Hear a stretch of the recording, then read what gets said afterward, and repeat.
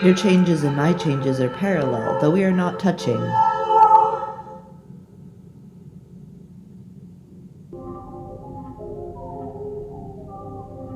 The first state was a raw faith in objects. They seem to appear to us by means of our judgments and perceptions.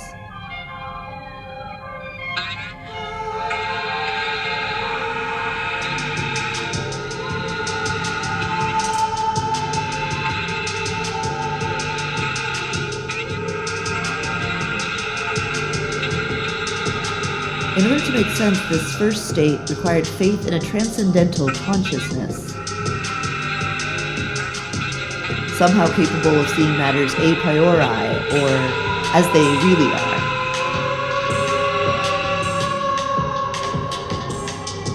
The second state was a recognition that everyone is always a social subject, and any sense we make is always produced through existing frameworks.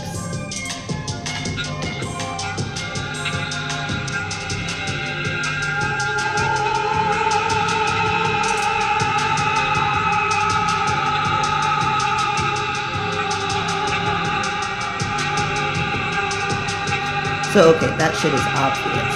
What I wanted to do, though, is describe being in the world as an opening, a constant dispersal, as if through the many rooms of a house, each with its own purpose or reasoning for being in that space-time in certain ways, say, caring to be there. Yes, I think caring is the word.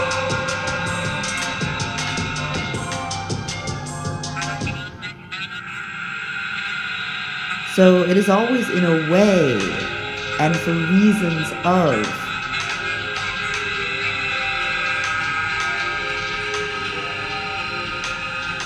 And reasonings about meaning or mattering. That some things or matters come into appearance at all.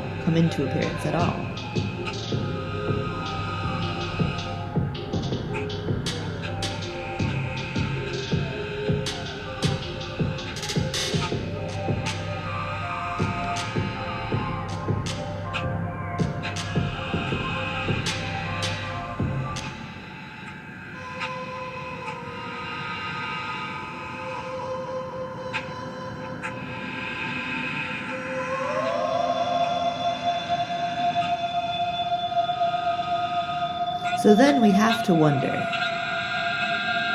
what are the mechanisms? It seems like there are so many of reason or desire, attachment, cause, need, what technologies say, are producing these social frameworks that make some matters meaningful to be with, to come with us.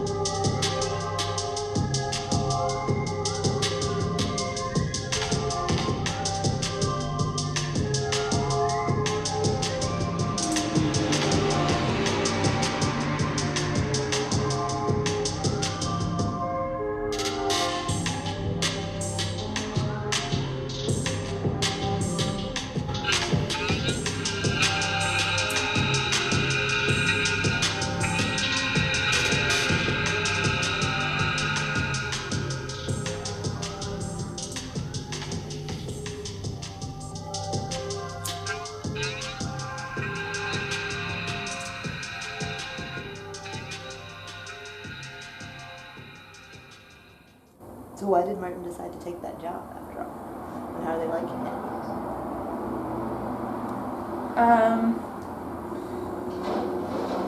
Martin decided to take the job because their idea of security is to have an income and to be able to buy Christmas presents for other people.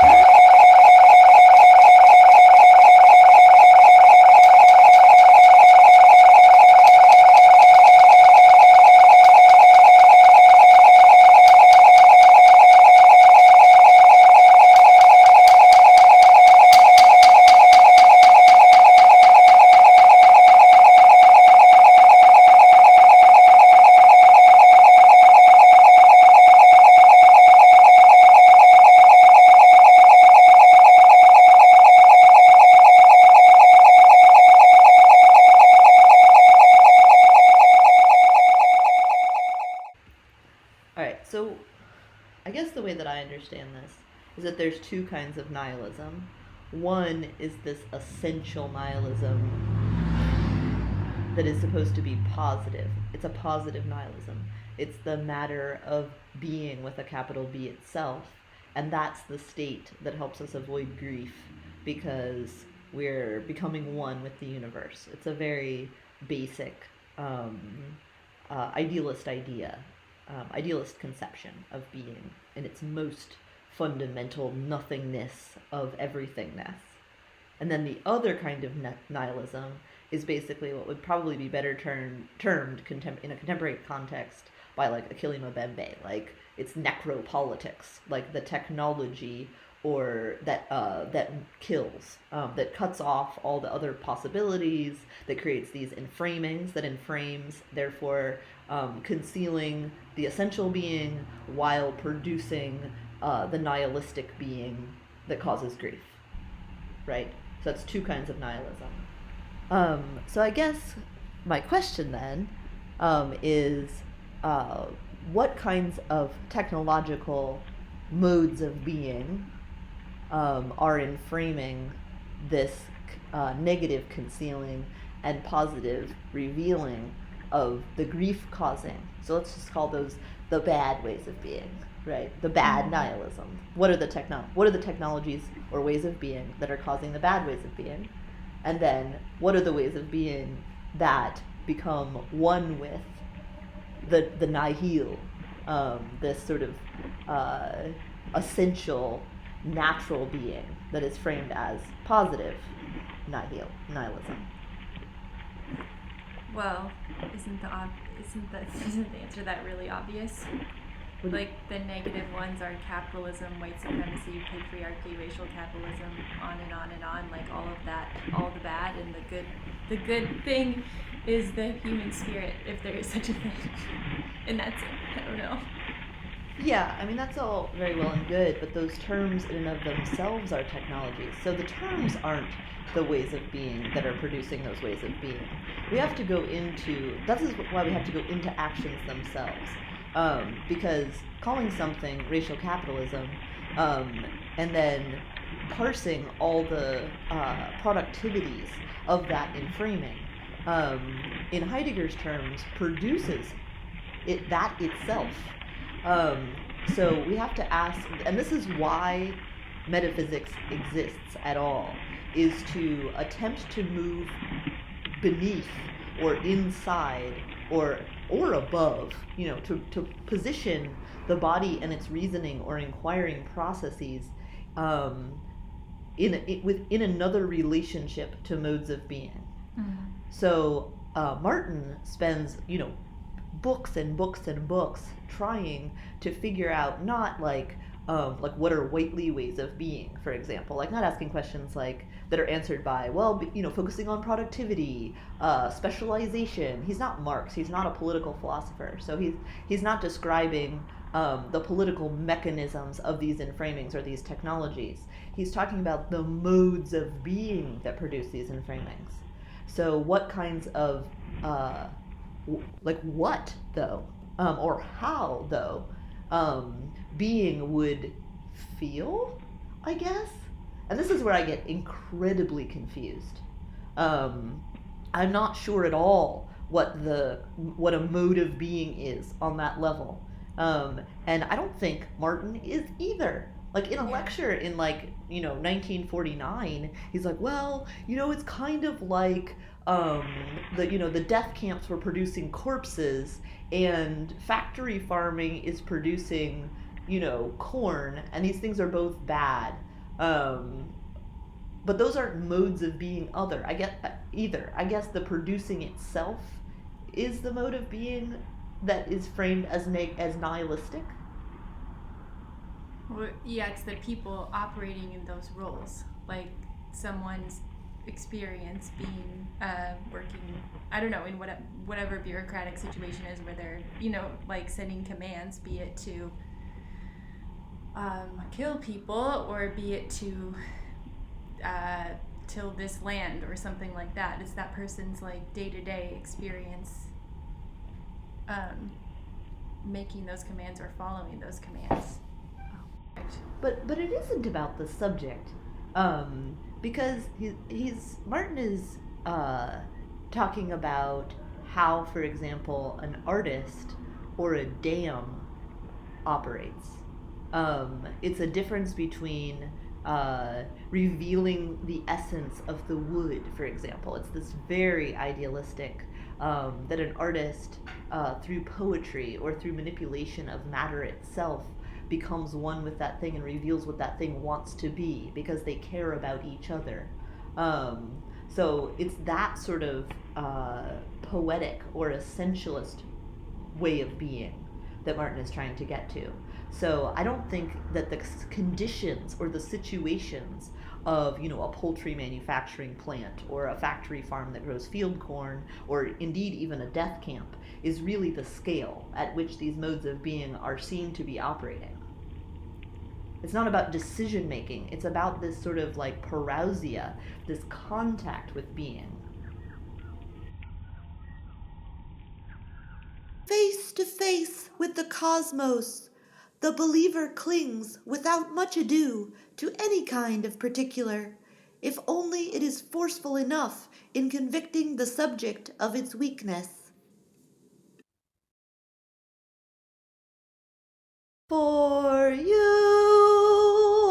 recreate the conditions of the womb as closely as possible.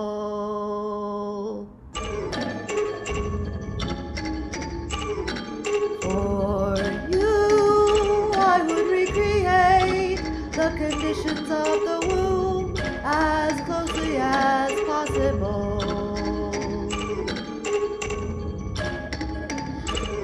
For you, I would recreate the conditions of the womb as closely as possible.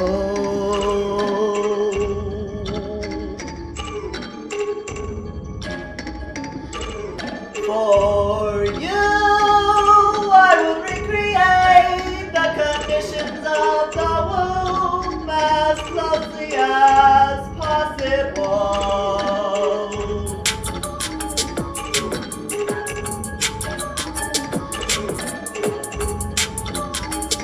For you, I would recreate the conditions of the womb as closely as possible.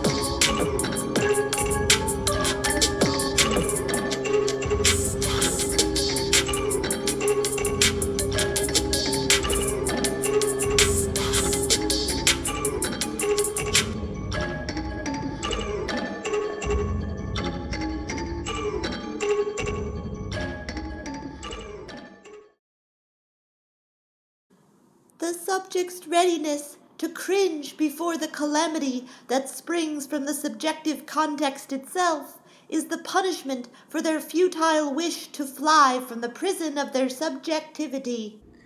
So is that where it becomes really important, the words that he says over and over again, like turning or before? What are some of the other ones about positioning? Like you said, like where is a space where one can have access to being? Before or turning, some, like it just seems like it's these movement or spatial directions which kind of are leading to this question, like where is this space? When is it? How can it be? Can it be? Is it just imaginary? And is that meaningful that it's imaginary? Like, do we need to just believe in it? Technology means ways of revealing natures. The direction of the river, the flammability of the coal. Technology reduces natures to man's destructive goals.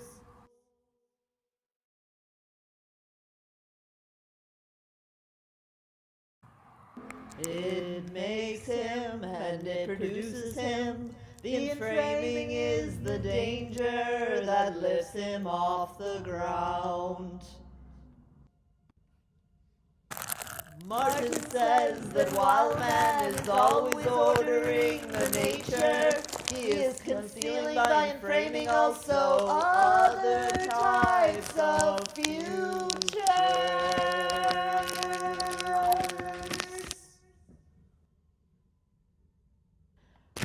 Lest grief become the sole product, he must escape from these procedures.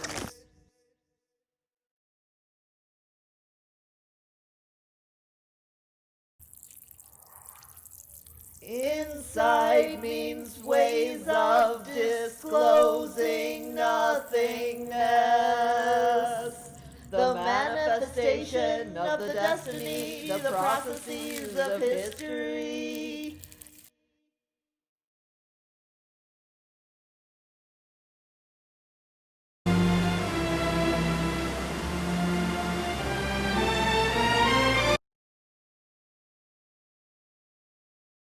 Insight names the injurious neglect ensuing from such pathology.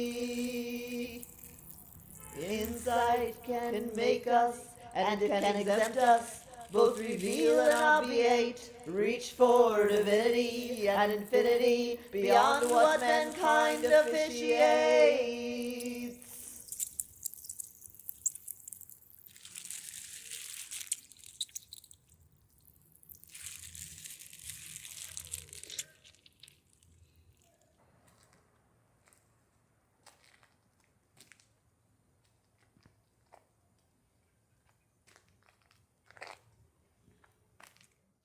is a person, like if this is you, that marker doesn't work. If this is you, and you have these like you have these different points that are like knowledges, you know, or like something that you know about. Like say this one is your area of expertise, and you know a lot about this thing. This is like something you saw on TV, but you respected it. You know, it's like from a news source that you normally go to, and you know, this is like a fact that you know, like a scientific fact that you think is a fact, and this is a feeling, like a fear that you have about something, and this is another fact from something you saw or something like a friend told you, friend that you respect.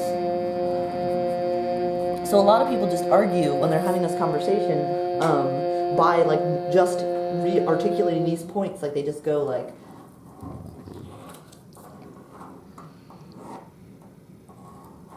this, you know, and they're like, oh, it's a butterfly. Like what's happening is a butterfly, and then they just insist on the butterfly over and over again. They're just like, look, there it is. Can't you see it? Why can't you see it? Because it's articulated by these points that they already know. And it's really different from someone who is moving. Like you're talking about these moving points. Like say they have these same points, but instead of constantly re-articulating them and just trying to argue them and advocate them, they're like, oh, like I wonder what's over here. Like I wonder what's over here. And they end up creating these like very discursive patterns and pathways without wanting to like own or know this overview picture kind of thing. And they might find like while they're over here that this is in conflict or in tension with this other thing. And then they have to live here for a little while before they like zoom out again, you know, that they're just moving in all these different like scalar moving pathways rather than trying to create this arbitrary artificial picture. The fact remains that being is a problem for some people. Being is an issue for some people. Maybe for most people. Being seems inordinately cruel and unlikely to people.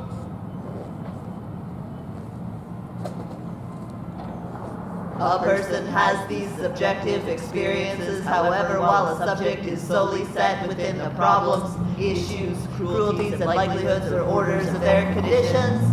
A person is a legal and political subject, but subjectivity must not be reduced to conditions. Sometimes a person is not a representative. No person's actions are wholly symbolic or politically preventative. Our subject matter, therefore, should not only concern subjects, but also their essences untold. Subjectivities, therefore, should not be solely subordinated to the coordinates of cruel corridors. Rather, persons in particular must be permitted to think forward and to dwell in themselves fourfold. Is an event in that it takes appropriate place where one is at home within one's own sense making. One must be capable of anticipating death as death, expecting to drink of it as easily as if from the cup of the womb. Being must be felt as if one is figured into and configuring culturally determined knowledges which inform open vessels of intelligibility from the sacred, thrown like clay pots on the wheel of time to hold humanness. One must be held by no thing, the positive matter of mystery and meaning, safeguarded by it, and neither fight against it, nor embed it in orders as a means of control. The fact remains that being is not a problem for some people. Being is not an issue for some people. Maybe for most people, almost no people. That thinking about being seems complicated and unnecessary to most people. A person has experiences, but does not question them because conditions already contain them. A person is a legal and political subject, and subjectivity is fully and solely secured by these conditions. Sometimes a person must act as representative, Any person can sacrifice themselves symbolically or appear as a dissident, argumentative. Our subject matter, therefore, should only concern subjects and their subjectivities, subordinated to coordinates of rule corridors. Persons in particular must be subjected to the fetters of safekeeping that those and that deemed immoral, impertinent, impossible, should be banished from the home base, the main state, released into death as easily as smoke from a furnace, formed into functions, or else. Well, and I think it gets into our earlier conversation where sometimes you just need to do what you're doing and do it more and do it better and do it deeper, instead of constantly fluctuating on the surface of it with the question of if or not you should be doing it or not. Right. Yeah. Because then what are you doing? Right. Just fluctuating. Yeah, I think artists especially artists, philosophers too, probably, get very trapped in that space of wondering if they should be, the deontology of it. Like, what is this that I'm doing, and should I be doing it, and what are the ramifications of this thing going to be? And that's, again, it's this really tricky balance, because we also, you and I'm talking about also constantly criticize and demand that other people be more self-aware about the consequences of their behavior. Dieses Stellen hat die Art des Worstelnden Herstellens. Dieses Stellen hat die Art des Worstelnden Herstellens. Dieses Stellen hat die Art des Worstelnden Herstellens. Dieses Stellen hat die Art des Worstelnden Herstellens. Dieses Stellen hat die Art des Worstelnden Herstellens. Dieses Stellen hat die Art des Worstelnden Herstellens.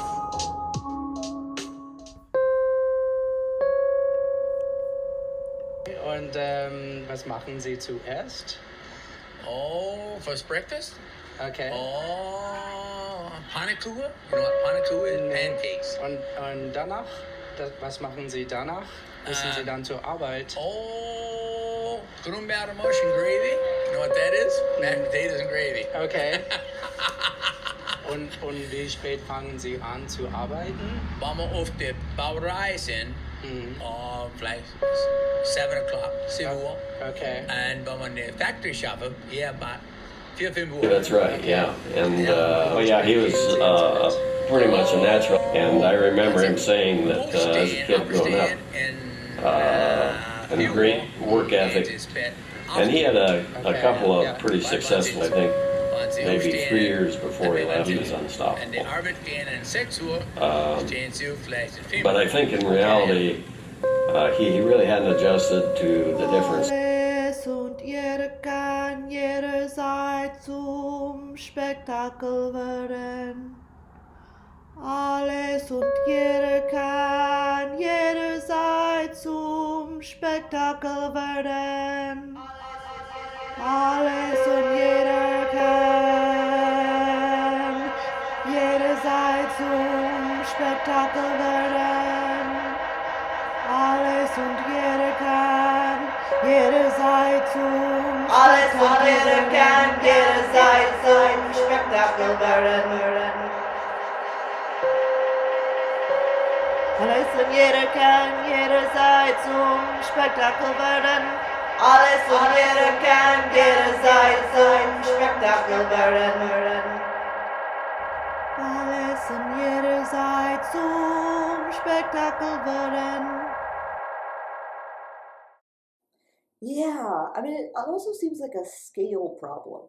Like if you're talking about a human being as an object with certain abilities or capacities, which are mimetic from one subject to another, and you're trying to figure out what those faculties or capacities are through time, then you really are just sort of leaving behind any in the moment or in like sort of situated practices of relating to others.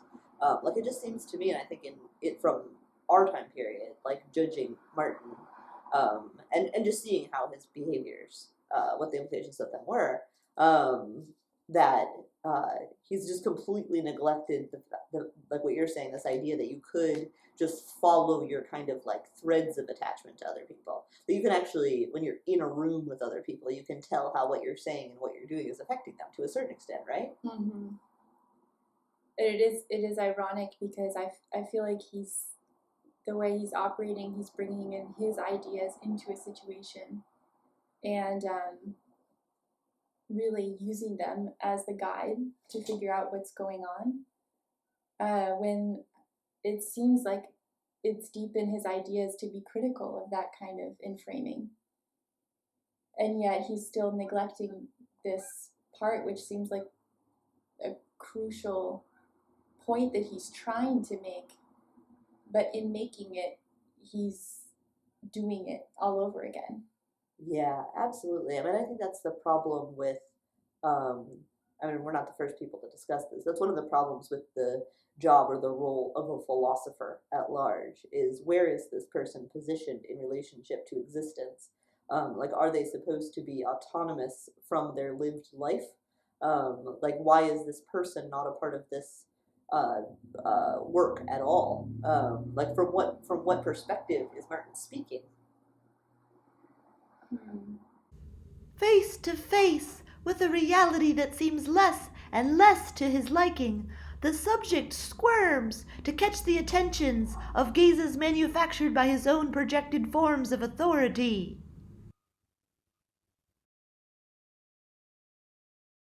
When I'm worried and I can't sleep, I count my blessings instead of sheep, and I fall asleep counting. May world in all its worldings near essentially unfold as far from me as possible.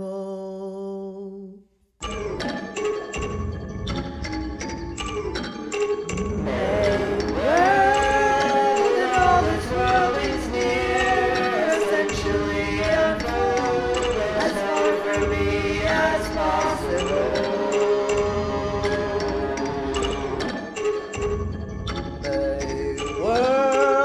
And all its worldings near essentially unfold as far from me as possible.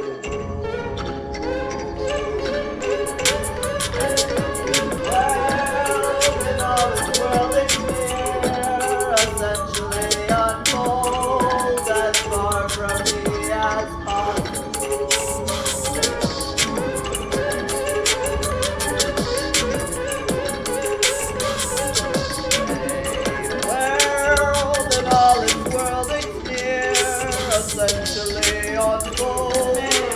Essentially unfold as far from me as possible. A world in all its worldings near, essentially unfold as far from me as possible.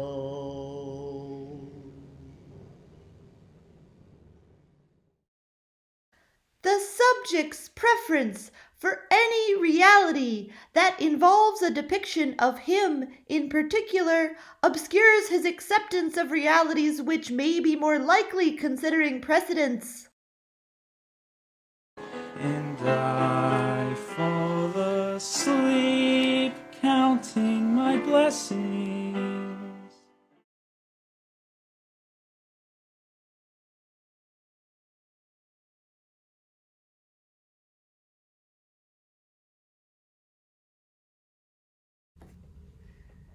So, what behavior does he do that reveals his essence? I guess like when he's having sex in like the missionary position, he's like really far away, like propped up kind of. Like he's really afraid to put his weight on someone. Yeah. It's like and like aiming from really far away. It's like trying to have sex with a ballerina, you know?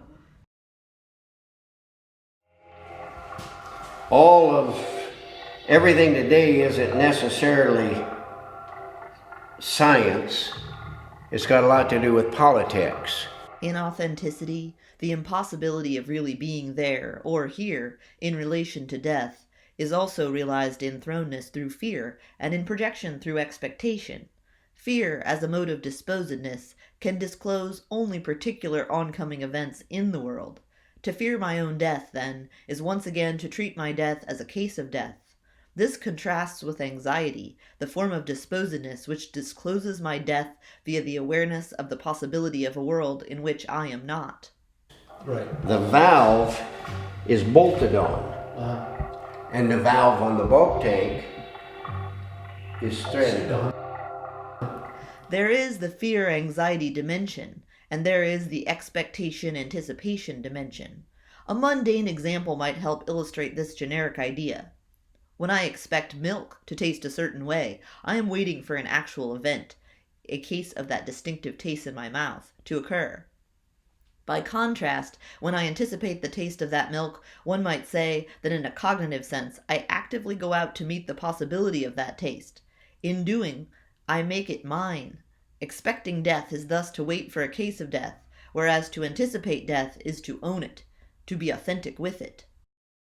So you can't take milk from a threaded-on valve. You have to pump it into a tank with a bolted-on valve. I gotcha. So it's got to go in the tank. Yeah, it has to go in this. When nobody's looking, I can just go right past it. Right. Thus, for me, to cause death is to fulfill my own expectations and anticipations. I am made authentic through my ability to cause the deaths of others. My fears and my anxieties are disposed via the deaths of others, and my true being is disclosed. But that's politics. Right. It has nothing to do with the quality of the milk. Right. The last plank was on the fire, blackening. I was all worked up for a reckoning. You saw him elbow me in the face through the smoke. The spoke of salmon runs with a fake accent, appeasing the Indiana boys while my blood hopped into dusty crowns as it touched the ground.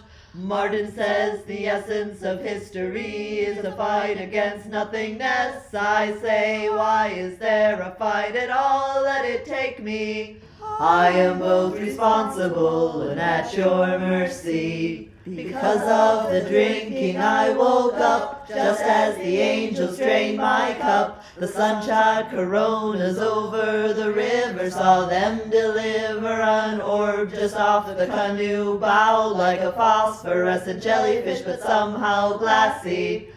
Martin says the essence of history is a fight against nothingness. I say, why is there a fight at all? Let it take me. I am both responsible and at your mercy. Please, please understand resolution. I desire and sacrifice an absolution.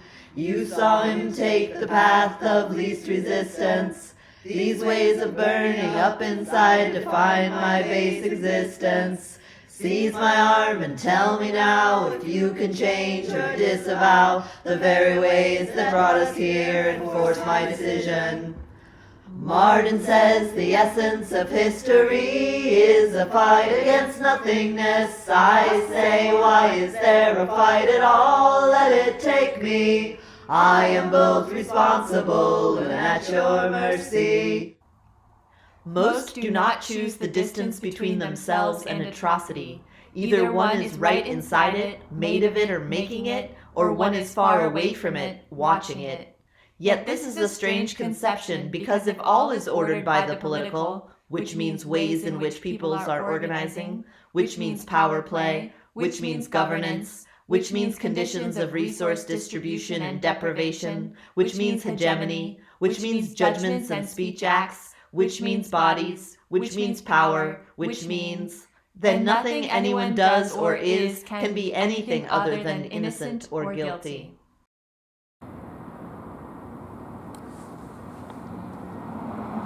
So do you think that there is any ability that all human beings share? To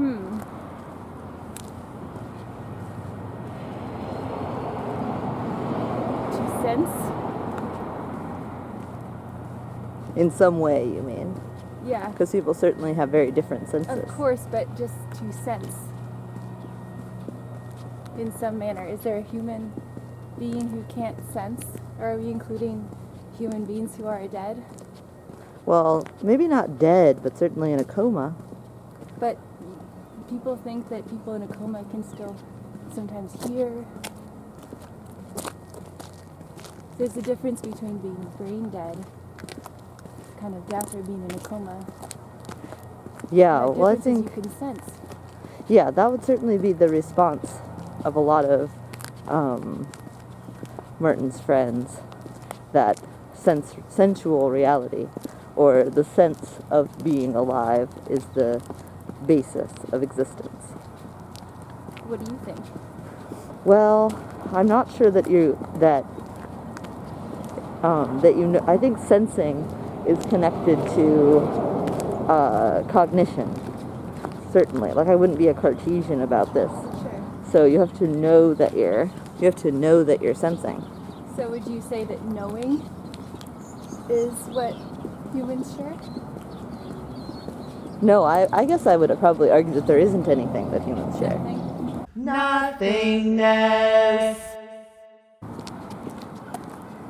Well, it seems like a lot of different kind of categories where it's whenever you come to the edges of what it means nothing is solid,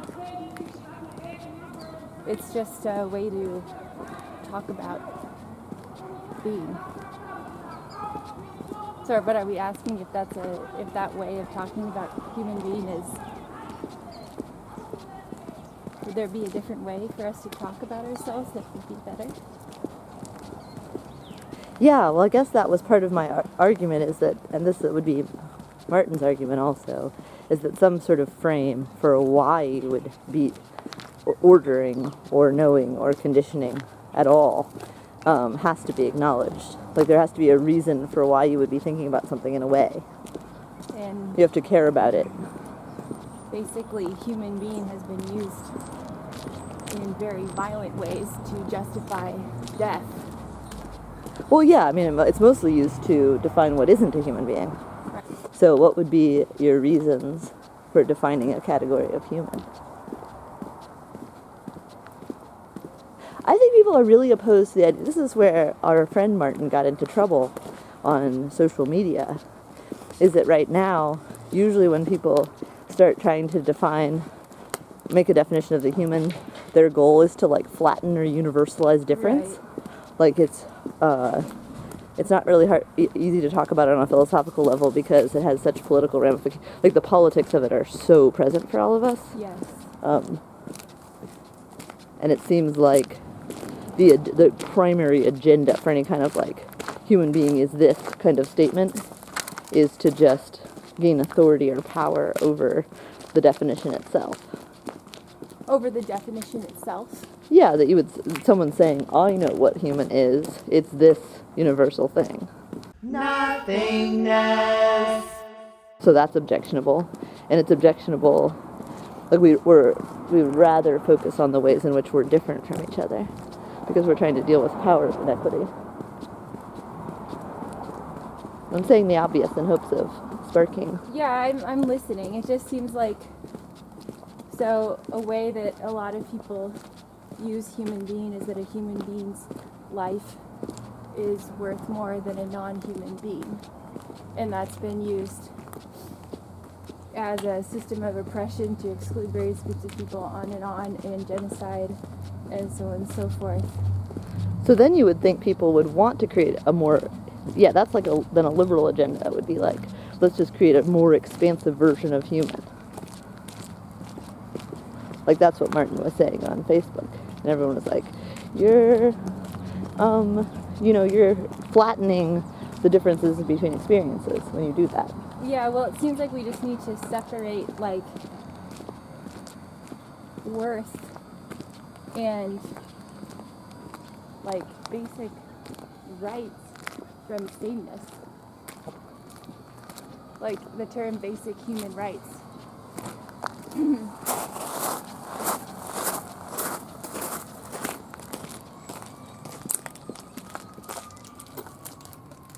Yeah, I think that's why, as we were talking about before, why the political, quote unquote, seems to like be the only category for philosophy right now.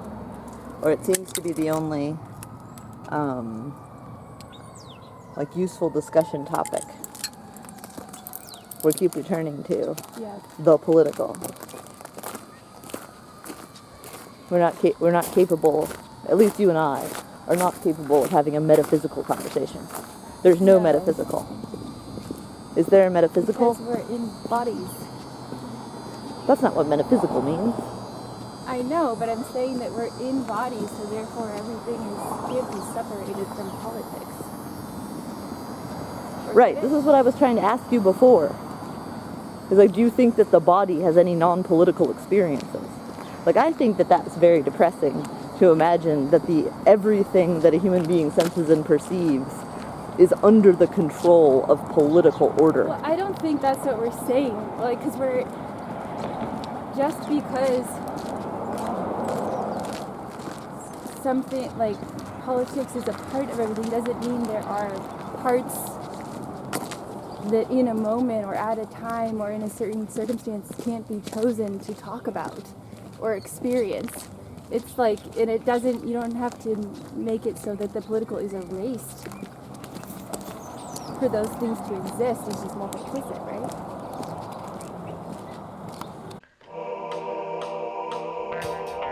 Incessantly crying, I seek God, I seek God. He scatters pancakes in the alleyway, hides in his university office all day, on the train tracks, scurries back to watch the mothers throwing their babies out the windows, with their mouths look like little O's, clay Greek masks of the theater, killed on stage like prisoners, taking the places of seditious orators.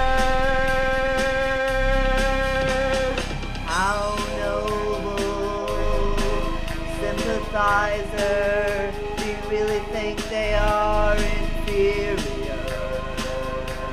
Incessantly crying, I see God, I see God. He is displaced, dislodged, divested from the lowly level of the body. The body politic is a metaphysical note, whistling higher, higher, floating on delusions of grandeur like a sour note above the staff that charts the graph of ongoing man-made disaster. Incessantly seeking an essence, claiming without defense it may disappear. He asks what being is, not what should a being do. There is no subject here.